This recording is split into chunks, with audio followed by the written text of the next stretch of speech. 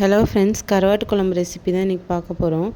சின்ன வெங்காயம் 2 கைக்கு, 2 தக்காளி, ஒரு அரை மூடி தேங்காய், காய் வந்து கருவாட்டு குழம்புக்கு முருங்கைக்காய், கத்திரிக்காய், உருளைக்கிழங்கு, அவ்வளோதான். எல்லாத்தையும் வாஷ் பண்ணி எடுத்துக்கலாம். புளி கொஞ்சமாக ஊற வச்சுருக்கேன்.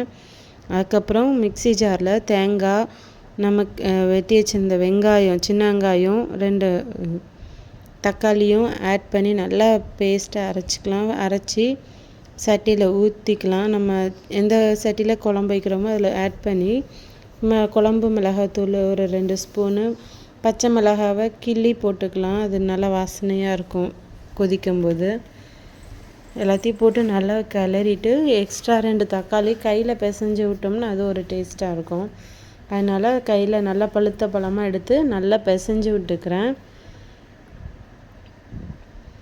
மசாலா இதெல்லாமே கரெக்டாக இந்த புளிப்பு காரம் எல்லாம் சூப்பராக கரெக்டாக போட்டோம்னா குழம்பும் டேஸ்ட்டாக இருக்கும். 2 நாளைக்கு கெடாமல் இருக்கும். வச்சு சாப்பிட்லாம். அப்பப்போ சூடு பண்ணி வச்சு சாப்பிட்டோம்னா நல்லாயிருக்கும். இப்போ கரைச்சிட்டு ஸ்டவ் பற்ற வச்சு ஆட் பண்ணிக்கலாம். அதுக்கப்புறம் நம்ம வெட்டி வச்ச கழுவி எடுத்து காயெல்லாம் ஆட் பண்ணிக்கலாம். முருங்கைக்காய், கத்திரிக்காய், உருளைக்கிழங்கு நான் 3 சேர்த்துருக்கேன். சேர்த்து நல்லா கொதிக்க விடணும்.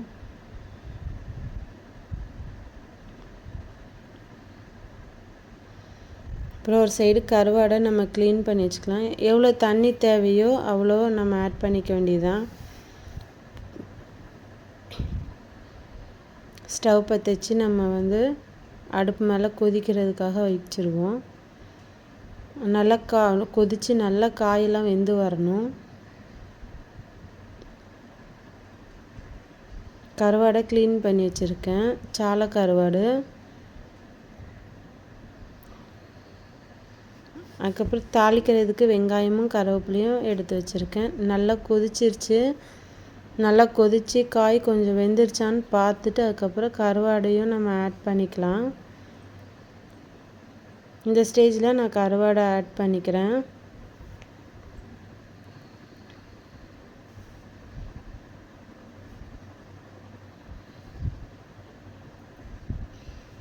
ஆட் பண்ணிவிட்டு நம்ம தேவையான அளவு உப்பு போட்டு நல்லா கொதித்து காயட்டும், பச்சை வாசனை போகிற வரைக்கும். அதுக்கப்புறம் கடாயில் எண்ணெய் ஊற்றி கடுகு, வெந்தயம் லைட்டாக போட்டு நல்லா பொரிஞ்சதும் கருவேப்பிலையும் வெங்காயத்தையும் ஆட் பண்ணி நல்லா தாளித்து ஊற்றினோம்னா சூப்பராக கருவாட்டு குழம்பு ரெடி ஃப்ரெண்ட்ஸ். நல்லா சூடு பண்ண அந்த குழம்பு வற்ற மறுநாள் வச்சு சாப்பிடும்போது அது டேஸ்ட்டு சூப்பராக இருக்கும். யாருக்கு அதெல்லாம் பிடிக்கும்னு சொல்லுங்கள். என் சேனலை சப்போர்ட் பண்ணுங்கள் ஃப்ரெண்ட்ஸ்.